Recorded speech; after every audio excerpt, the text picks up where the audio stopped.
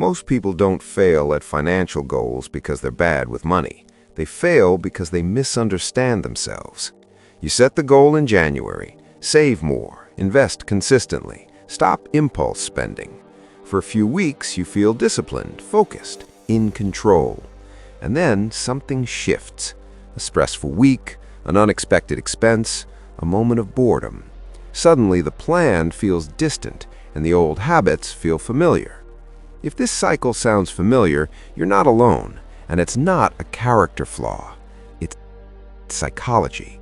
Financial goals fail not because they're unrealistic, but because they're disconnected from how human behavior actually works.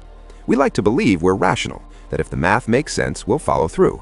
But money decisions rarely happen in calm, rational moments. They happen when we're tired, when we feel behind, when we want relief. Behavioral finance has shown something powerful. Short-term emotions often overpower long-term logic. You might genuinely want to build wealth, but your brain wants comfort now, and now usually wins.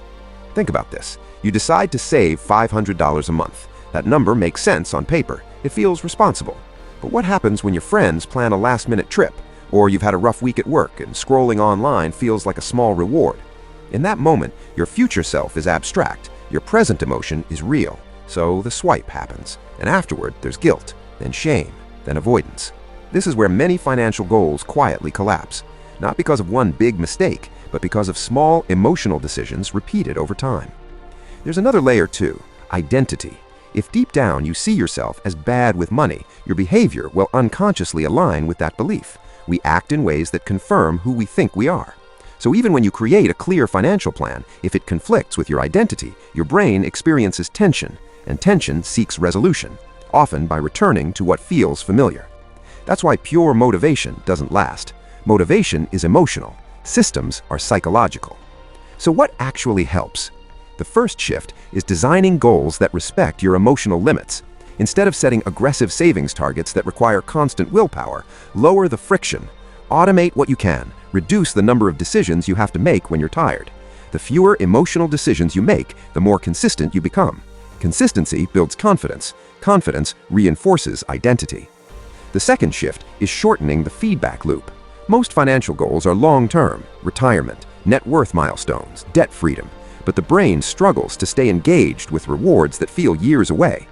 Create visible short-term markers, a savings tracker you can see, monthly progress check-ins, small celebrations when you stay aligned. Not to spend more, but to acknowledge growth. Progress needs to feel tangible. The third shift is emotional awareness. Before a purchase, pause. Not to judge yourself, just to notice. Are you bored? Stressed? Trying to feel ahead? Sometimes the purchase isn't about the item, it's about regulation. When you start recognizing emotional triggers, the behavior loses some of its power. You don't eliminate impulse, you understand it, and understanding changes the pattern. Financial discipline isn't about becoming a different person, it's about working with the person you already are. Your goals keep failing not because you lack intelligence, not because you lack ambition, but because you're human, and humans are wired for immediacy, comfort, and identity consistency. When your systems account for that, when your goals align with your psychology, failure becomes less dramatic, and progress becomes quieter, steadier, more sustainable. Wealth, in many ways, is less about numbers and more about behavior repeated over years. Small decisions, made calmly, repeated consistently. If this resonated with you, consider subscribing to Quiet Wealth. We explore the psychology behind money, not to chase hype, but to build something steady, something intentional, something that lasts.